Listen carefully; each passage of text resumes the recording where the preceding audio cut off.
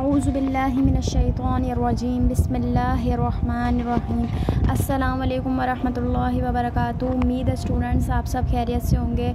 आज की जो ब्रेकिंग न्यूज़ है वो बताने से पहले आपको पता है मैट्रिक के एडमिशन स्टार्ट हो गए हैं और स्टूडेंट्स जो हैं सी कैप फॉर्म फिल कर रहे हैं और वो जो कि अभी 1 जुलाई से ओपन हो चुका है और 25 जुलाई तक चलेंगे। उसके बाद जो लास्ट डेट होगी वो 25 जुलाई होगी।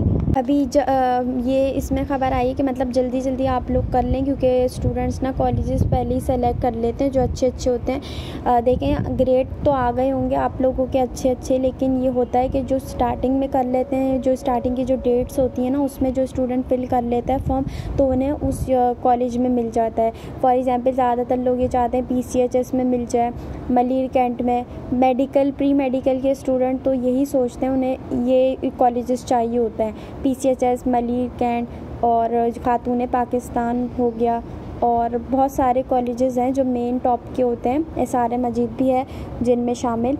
तो आप कोशिश करें जो मेडिकल जिन्हें लेनी है वो तो पहले ही कर लें। उसके बाद बात आती है प्री इंजीनियर वाले स्टूडेंट की। प्री इंजीनियरिंग जो करना चाहते हैं इंटर में, पहले आप लोग गौर से पहले सोच लें क्योंकि ये ऐसा फ़ैसला होता है फिर आपको यूनिवर्सिटी में भी वही फील्ड लेनी होगी। अगर किसी को हेल्प चाहिए हो तो कोई वो कमेंट में मुझसे पूछ सकता है इस सिलसिले में।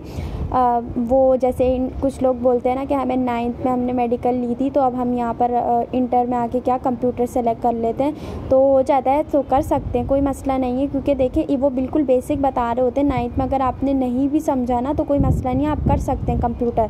मैट्रिक की जो होती है ना 9th और जो 9th क्लास की जो कंप्यूटर होती है वो इतनी कोई मुश्किल नहीं होती, वो आप लोग को आ जाएगी। बेसिक चीज़ होती हैं, 8 में भी पढ़ाई भी होती हैं टीचर्स ने। लेकिन जो इंटर की है ना, इंटर में फिर आपने ले ली कंप्यूटर तो उसके अलावा फिर आपके पास कोई ऑप्शन नहीं रहता। यूनिवर्सिटी में आप लोग को फिर कंप्यूटर की ही कोई फील्ड लेनी पड़ेगी।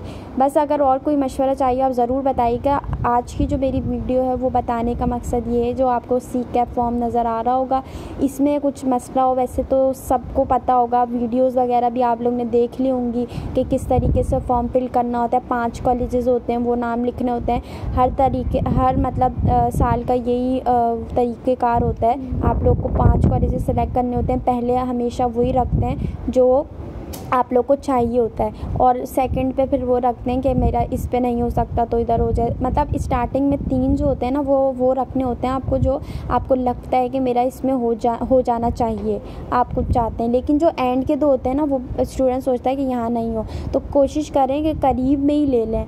सही है, करीब में आप लोगों को फ़ायदा होता है। लेकिन जो मेडिकल के स्टूडेंट होते हैं उनका एग्रीगेट का मसला होता है। देखिए कॉलेजेस से इतना कोई फ़र्क पड़ता नहीं है, ये स्टूडेंट की होते हैं सीनियर से आप कभी पूछा करें कि कोई फ़र्क पड़ता है। देखें ऐसा होता नहीं, खुर्शीद के बच्चों का और भी बहुत सारे ऐसे बच्चे होते हैं उनके अच्छे अच्छे नंबर आ रहे होते हैं, उनके अच्छे कॉलेजेस में एडमिशन होते हैं, तो कोई ऐसा मसला नहीं है। अच्छा बात यह है, अब आज की जो ब्रेकिंग न्यूज़ थी वो मुझे आपको ये बतानी थी कि जो न्यू पॉलिसी आई है ना, ये तो मैंने जितना भी बताया अभी तक ये मैंने ओवरऑल बच्चों का बताया है। और जो मैंने कॉलेजेस की चॉइस बताई है वो सिर्फ मैंने A ग्रेड वालों को और A+ ग्रेड वाले जो हैं, A1 ग्रेड जो हैं उनका ये मैंने बताया है। लेकिन जो B ग्रेड, C ग्रेड और जिनका D ग्रेड बना है वो क्या करेंगे, उनको इस साल न्यू पॉलिसी आई है जिसे कहते हैं ज़ोनल पॉलिसी। ज़ोनल पॉलिसी होती क्या है, देखें काफ़ी स्टूडेंट परेशान हो रहे थे, मैंने तो नाम से ही सुनते ही समझ गई थी। लेकिन ये होता है बच्चों को भाई कहीं से प्रूफ चाहिए होता है, क्या है भाई बता दें। अब आपको स्क्रीन पे भी नज़र आ रहा होगा, पढ़ भी लीजिएगा वैसे तो, लेकिन फिर भी मैं बता देती हूँ होता क्या है। ज़ोनल पॉलिसी है क्योंकि इसी साल आई है, पिछले साल तो ऐसा कुछ था नहीं ना, पहले कभी मैंने सुना है कि कराची बोर्ड वालों ने ऐसा कोई पॉलिसी अभी ये लोग इन्होंने निकाली है कि मतलब ना आप लोग की ज़ोनल पॉलिसी में ये होता है कि जो करीब के कॉलेजेस हैं आप बस वहीं पर अप्लाई कर सकते हैं, और वो कॉलेजेस जैसे कोई PCHS में रहता है वहाँ पर तो वो सोचेगा मेरा भाई वहाँ हो जाए, ऐसी बात नहीं है। और उधर कोई करीब में होगा आपके अकॉर्डिंग टू योर नंबर्स वहाँ पर आपका एडमिशन हो जाएगा। ये चॉइस सिर्फ बी ग्रेड ए ग्रेड वालों और A1 ग्रेड वालों के लिए है कि वो 5 ऑप्शन में से कोई भी सिलेक्ट कर सकते हैं और वो अपनी मर्ज़ी से उनका जो भी अच्छा होगा, मतलब अच्छे कॉलेजेस में उनका एडमिशन हो जाएगा। अब बात आती है कि भाई जिनका B ग्रेड C ग्रेड है क्या उनका अच्छे में नहीं होगा? ऐसा नहीं होगा, आप लोगों का भी हो जाएगा। बट स्टूडेंट्स पिछली बार ये मतलब हर साल ये होता था कि कुछ स्टूडेंट्स ये करते थे, ट्रांसफ़र करवा लेते थे। ट्रांसफ़र इस बार नहीं हो सकता B ग्रेड C ग्रेड और D ग्रेड वालों का। क्योंकि आपके नंबर्स की वजह से ये है और एक ज़ोनल पॉलिसी की वजह से भी उसकी ये पॉलिसी में है लिखा हुआ कि आप लोग ये कॉलेजेस में ट्रांसफ़र भी नहीं करवा सकते। बस आपको जो आपके मोहल्ले इलाके में, मतलब मोहल्ले में क्या कह रही हूँ, जो आपके एरिया में करीब नज़दीक जो है आपका कॉलेज, वहाँ पर ही आप ले सकते हैं। बस ये ऑप्शन है किन लोगों के लिए, B C और D ग्रेड वालों के लिए। और जो A और A+1 वाले हैं उनके लिए क्या ऑप्शन है कि वो ट्रांसफ़र करवा सकते हैं। फॉर एग्ज़ाम्पल जिन्होंने आदमजी में ले लिया तो वो चाहता है कि भाई मुझे अब DJ में ट्रांसफ़र करना है और मैं वहीं से प्रैक्टिकल वगैरह देना चाहता हूँ पेपर्स, तो वो ट्रांसफ़र कर सकता है और वो उसको एप्लीकेशन अपनी सबमिट करवानी पड़ेगी।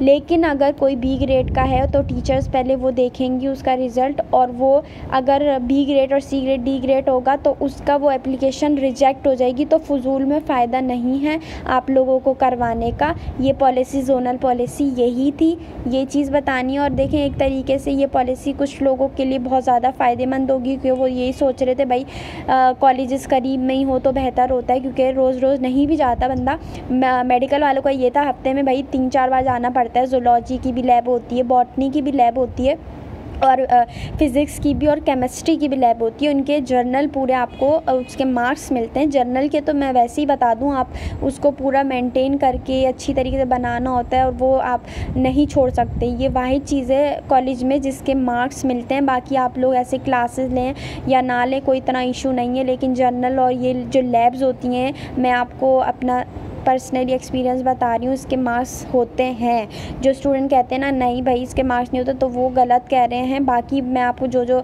स्ट्रेट फॉरवर्ड बात थी मैं सारी बता दी हैं कि भाई क्लासिक का इतना इशू नहीं होता, उसके रो कोई अब कोई ऐसी पॉलिसी आ गई हो तो वो अलग बात है। वैसे आई तो नहीं है अभी तक, ना मेरे जहन में, मेरी नज़र से गुजरा है कि भाई स्टूडेंट्स कह रहे हो कि मैम नहीं अटेंडेंस का भी इशू होता। वो यूनिवर्सिटीज़ में होता है अटेंडेंस का इशू कि भाई इतनी % अटेंडेंस हो, तो आपका कोई इशू नहीं है। बस आप याद रखें जब भी आपका जिस भी कॉलेज में एडमिशन हो, पहले तो सबको आप लोग के बेस्ट ऑफ लक ध्यान से आप लोग कीजिएगा, ये बहुत इंपॉर्टेंट होता है ये।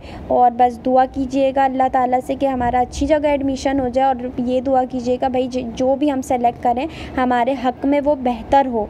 ये दुआ आप ज़रूर जब तक मांगे 25 तारीख है ना जुलाई, कोशिश करें कि पहले ही कर लें और इसको एंड तक ना टालें। और जो रिक्वायरमेंट्स हैं आप लोग अपना एडमिट कार्ड, वो जो रोल नंबर होता है वो सब कुछ उसमें फ़िल कर लें ध्यान से। और अगर उसी के फॉर्म करने में कोई इशू आ रहा होगा वो पूछ लीजिएगा। आज वो मैंने इसलिए भी नहीं बताया, वो सबको ज़्यादातर मालूम होता है। बस B ग्रेड C ग्रेड और D वालों का ये था कि उनको अब कहीं भी ऑप्शन वगैरह करनी है, वो करीब में आपके एरिया में जो भी कॉलेज होगा वो बस वहीं पर ले सकते हैं। उम्मीद है वीडियो अच्छी लगी होगी, इसे ज़रूर शेयर करें क्योंकि ये एक न्यू पॉलिसी है और काफ़ी स्टूडेंट्स तक ये खबर नहीं भी पहुंची हो तो उनको पहुंचा दीजिएगा। ओके, अल्लाह हाफिज़। और नेक्स्ट अपडेट के लिए चैनल को सब्सक्राइब करें। अल्लाह हाफिज़।